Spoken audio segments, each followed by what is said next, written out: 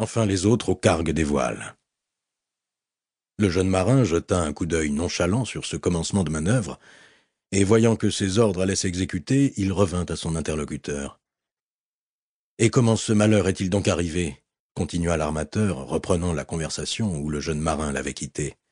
« Mon Dieu, monsieur, de la façon la plus imprévue. Après une longue conversation avec le commandant du bord, le capitaine Leclerc quitta Naples, fort agité. Au bout de 24 heures, la fièvre le prit. 3 jours après, il était mort. Nous lui avons fait les funérailles ordinaires et il repose, décemment enveloppé dans un hamac, avec un boulet de 36 au pied et un à la tête, à la hauteur de l'île d'El Giglio.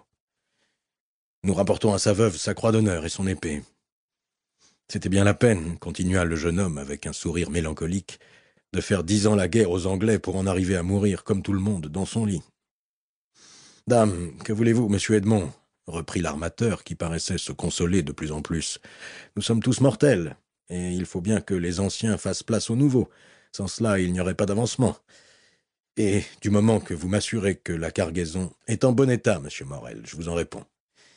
Voici un voyage que je vous donne le conseil de ne point escompter pour 25 000 francs de bénéfice. » Puis, comme on venait de dépasser la tour ronde, « Range à carguer les voiles de hune, le foc et la brigantine !» cria le jeune marin. « Faites penaud !» L'ordre s'exécuta avec presque autant de promptitude que sur un bâtiment de guerre. « Amen, et cargue partout !» Au dernier commandement, toutes les voiles s'abaissèrent, et le navire s'avança d'une façon presque insensible, ne marchant plus que par l'impulsion donnée. « Et maintenant, si vous voulez monter, monsieur Morel, dit Dantès, voyant l'impatience de l'armateur, voici votre comptable, monsieur Danglars, qui sort de sa cabine, et qui vous donnera tous les renseignements que vous pouvez désirer. Quant à moi, il faut que je veille au mouillage, et que je mette le navire en deuil. » L'armateur ne se le fit pas dur de foi. Il saisit un câble que lui jeta Dantès, et avec une dextérité qui eût fait honneur à un homme de mer, il gravit les échelons cloués sur le flanc rebondi du bâtiment, tandis que celui-ci, retournant à son poste de second, cédait la conversation à celui qui l'avait annoncé sous le nom de Danglars, et qui, sortant de sa cabine, s'avançait effectivement au-devant de l'armateur. Le nouveau venu était un homme de 25 à 26 ans, d'une figure assez sombre, obséquieux envers ses supérieurs, insolent envers ses subordonnés.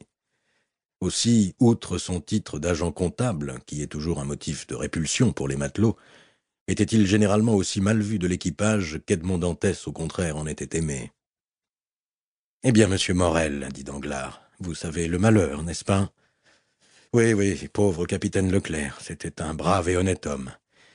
Et un excellent marin, surtout, vieilli entre le ciel et l'eau, comme il convient à un homme chargé des intérêts d'une maison aussi importante que la maison Morel et Fils, répondit Danglars.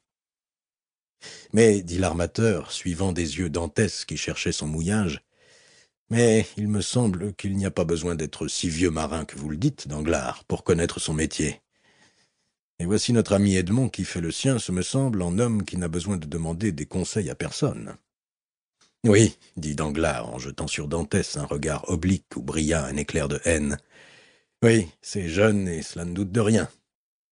À peine le capitaine a-t-il été mort qu'il a pris le commandement sans consulter personne, et qu'il nous a fait perdre 1 jour et demi à l'île d'Elbe, au lieu de revenir directement à Marseille. Quant à prendre le commandement du navire, dit l'armateur, c'était son devoir, comme second. Quant à perdre 1 jour et demi à l'île d'Elbe, il a eu tort, à moins que le navire n'ait eu quelque avarie à réparer. Le navire se portait comme je me porte, et comme je désire que vous vous portiez, monsieur Morel. Et cette journée et demie a été perdue par pur caprice, pour le plaisir d'aller à terre, voilà tout. « Dantès, dit l'armateur, se retournant vers le jeune homme. Venez donc ici. Pardon, monsieur, dit Dantès, je suis à vous dans un instant. Puis, s'adressant à l'équipage, mouille, dit-il. Aussitôt, l'ancre tomba, et la chaîne fila avec bruit. Dantès resta à son poste, malgré la présence du pilote, jusqu'à ce que cette dernière manœuvre fût terminée. Puis alors, abaissez la flamme à mi-mât, mettez le pavillon en berne, croisez les vergues. Vous voyez, dit Danglars, il se croit déjà capitaine, sur ma parole. Et il l'est de fait, dit l'armateur. Oui, sauf votre signature et celle de votre associé, monsieur Morel. Dame, pourquoi ne le laisserions-nous pas à ce poste, dit l'armateur. Il est jeune, je le sais bien, mais il me paraît tout à la chose, et fort expérimenté dans son état.